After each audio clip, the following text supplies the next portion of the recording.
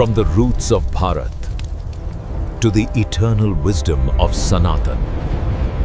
This is Sanatan Chronicles.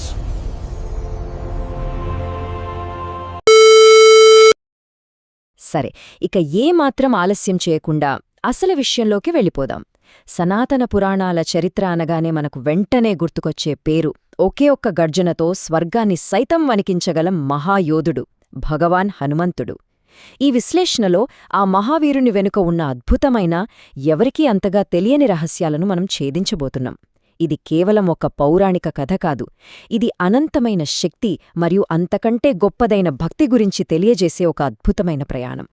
అసలు హనుమంతుడు నిజానికి ఎంత శక్తివంతుడో ఎప్పుడైనా ఆలోచించామా? అంతటి పరాక్రమశాలి తన సొంత శక్తులను ఎందుకు మరచిపోవాల్సొచ్చింది? హనుమంతుని గురించి మనం విన్న కథలన్నీ ఒక ఎత్తు అయితే, ఆయన అసలైన బలం భౌతికమైన శక్తి కాదు అన్నది మరొక ఎత్తు. ఆ అదృశ్య శక్తులు ఏమిటి? ఆయన వాటిని ఎలా మేల్కొల్పాడో అర్థం చేసుకోవడం ఈ ప్రయాణంలో అత్యంత ఆసక్తికరమైన అంశం. ఇదంతా అర్థం చేసుకోవాలంటే మనం ఆ దైవాంశ సంభూతుడైన బాలుడి కథలోకి వెళ్ళాలి. రామాయణ మహాకావ్యానికి ఎంతో ముందు జరిగిన ఆయన మూలాలను తెలుసుకోవాలి. ఇక్కడ నిజంగా ఆసక్తికరమైన విషయం ఏంటంటే, ఆయన వంశవృక్షం. తల్లి అంజనాదేవి ఒక దివ్యకాంత, తండ్రి కేసరి మహావానర యోధుడు. ఈ కలయికకే తోడు వాయుదేవుని ఆశీస్సులు, పైగా సాక్షాత్తు పరమశివుని అంశం. ఈ అద్భుతమైన నేపథ్యం వల్ల పుట్టుకతోనే ఆయనకు అతీంద్రియమైన వేగం, శక్తి లభించాయి. అంటే ఆయన పుట్టుకే ఒక అసాధారణ దైవిక శక్తి భూమిపై అవతరించడానికి నాంది పలికింది.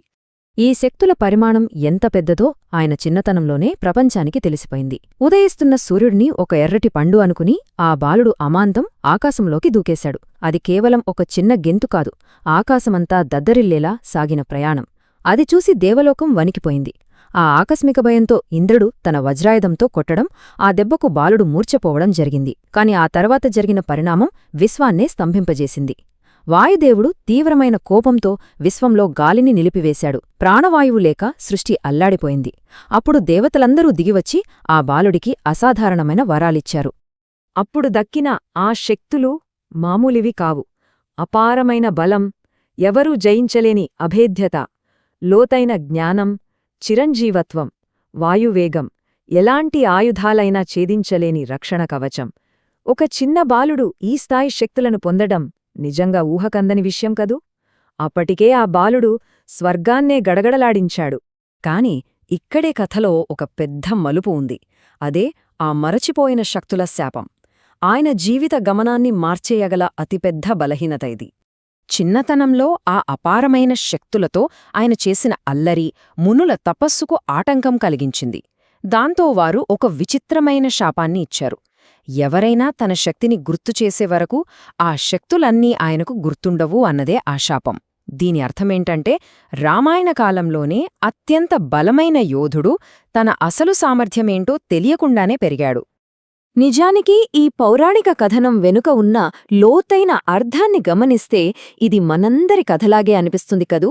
మనం కూడా అపారమైన అంతర్గత శక్తితో జన్మిస్తాం, కాని భయాలు, సందేహాల వల్ల ఆ శక్తిని మరిచిపోతాం. సరైన లక్ష్యం, విశ్వాసం లేదా ఒక మార్గదర్శకత్వం దొరికినప్పుడు మాత్రమే ఆ శక్తి తిరిగి మేల్కొంటుంది. ఇది కేవలం హనుమంతుని కథ కాదు, ఇది ప్రతి మనిషి మేల్కొలుపు ప్రయాణానికి ఒక ప్రతీక. ఇక్కడే మనము ఆ అద్భుతమైన ఘట్టం గురించి మాట్లాడుకోవాలి. ఆయన అసలు శక్తులు బయటపడినా ఆ లంకకు వేసిన గెంతు. శ్రీరాముణ్ణి మొదటిసారి చూసిన ఆ క్షణం ఆయన జీవితంలో ఒక ఆధ్యాత్మిక విప్లవాన్ని సృష్టించింది. రాముడి పట్ల ఆయనకున్నది కర్తవ్యం కాదు, అది సంపూర్ణమైన స్వచ్ఛమైన భక్తి. ఆ భక్తే ఆయనలో భౌతిక బలం కన్నా ఎన్నో రెట్లు గొప్పదైన శక్తిని రగిలించింది. ఒక మహాయోధుడ్ని అత్యున్నతమైన భక్తుడిగా మార్చిన క్షణం అది.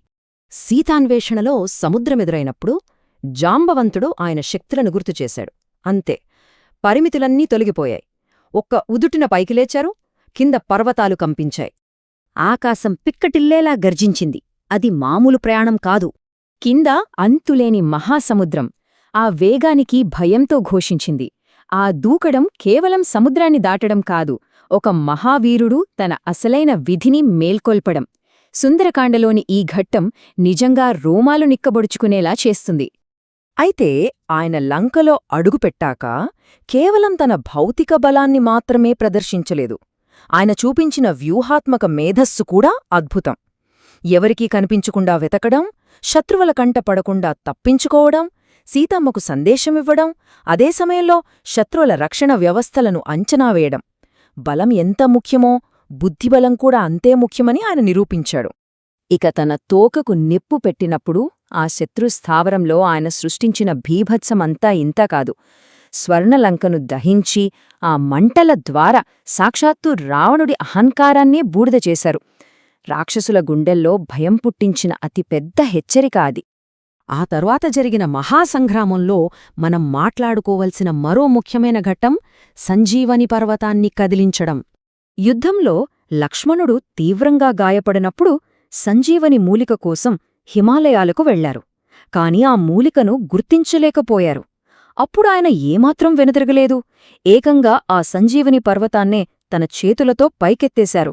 అసలు అనంతమైన దృఢనిశ్చయానికి ఒక భౌతిక రూపముంటే అది ఖచ్చితంగా ఇదే కదా. ఇదంతా ఒక ఎత్తు అయితే ఆయనలో ఉన్న ఆ అత్యున్నత రహస్య శక్తి గురించి ఇప్పుడు మనం తెలుసుకోవాలి. కాస్త స్థిమితంగా ఆలోచించాల్సిన విషయమిది. ప్రాచీన గ్రంథాల ప్రకారం ఆయనకున్న అద్భుతమైన సిద్ధులు ఎన్నో ఉన్నాయి. శరీరాన్ని అణువంత చిన్నదిగా లేదా పర్వతమంత పెద్దదిగా మార్చుకోవటం, రూపాలు మార్చడం, ఆకాశంలో ఎగరగలిగే శక్తి, దైవీకమైన తెలివితేటలు. ఇప్పుడు ఇక్కడ నిజంగా ఆసక్తికరమైన విషయమేంటంటే ఈ అద్భుత శక్తులు ఏవీ ఆయన అసలైన గొప్పతనం కాదు. అవును, మీరు విన్నది నిజమే. మరి ఆ గొప్ప శక్తి ఏంటి? అదే అహంకార నియంత్రణ.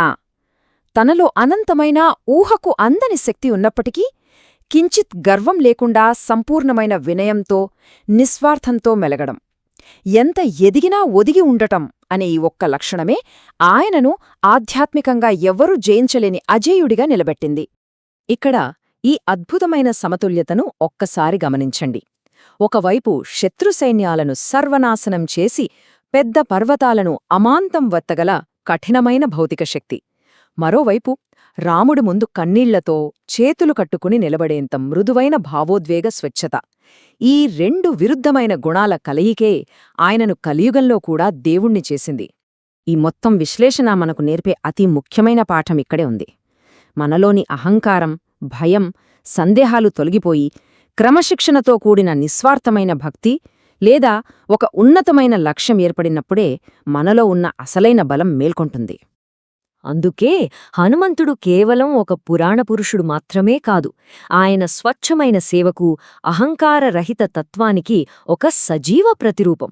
సనాతన్ క్రానికల్స్ చెప్పినట్లుగా అత్యంత బలమైన ఆత్మ అంటే శక్తి కోసం పాకులాడేది కాదు, సత్యానికి, ధర్మానికి పూర్తిగా తనని తాను అర్పించుకునేది. ఇది చూశాక అనిపిస్తుంది కదూ, మనలోని ఆ అదృశ్య శక్తిని తట్టిలేపే ఆ ఉన్నతమైన లక్ష్యమేంటో మనం ఎప్పుడైనా అన్వేషించామా అని.